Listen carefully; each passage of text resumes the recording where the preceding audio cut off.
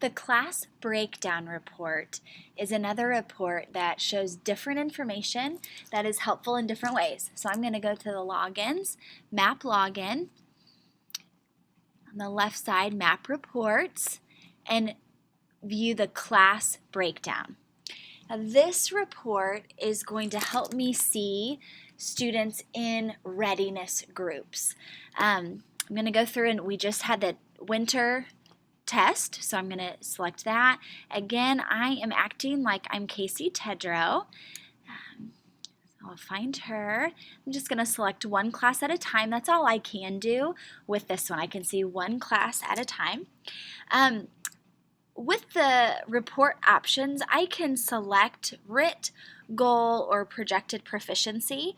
I will get the same information whatever I choose, so I'm just going to leave it on RIT. And then I want to create this report online. This is a bit of an interactive report, and if I create it online, I'll get much more information. I'm going to create that online, and it's going to show me my class and all of their scores. So with this, I see the math scores, the reading scores, and the language usage scores. This shows me how my students were grouped, which I think is helpful even just right here. I see that I have one student who is quite low and several students who are in the 231, 240 range when it comes to reading, and no students who are higher. What will be even more helpful is if I click on any of these, I'm going to click on the reading, it will show me the various aspects of the reading test. So literature, nonfiction, and vocabulary. This is where I think it's extremely helpful because I'm given right here my groups for differentiated instruction. If I look here, the majority, let's say I'm looking at nonfiction, the majority of my class is right here. So they have scored between 211 and 240. That means my direct instruction, my whole group instruction, I'm going to want to aim at this level, between 211 and 240.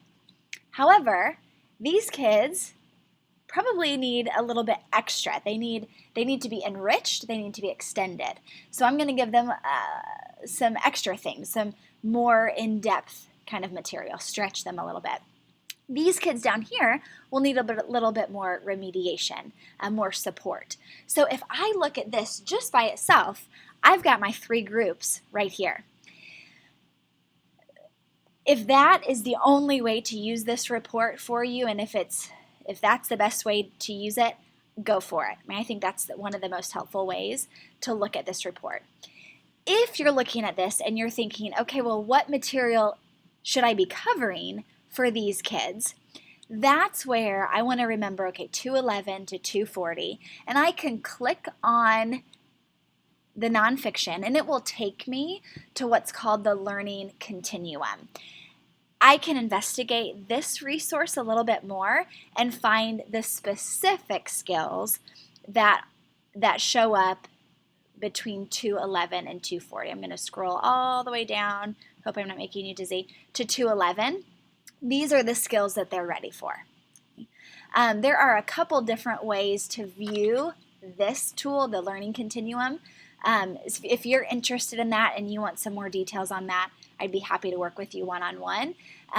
Please come and see me. But again, I think the best way to use this class breakdown report is by simply noticing the groups of students that you have right here.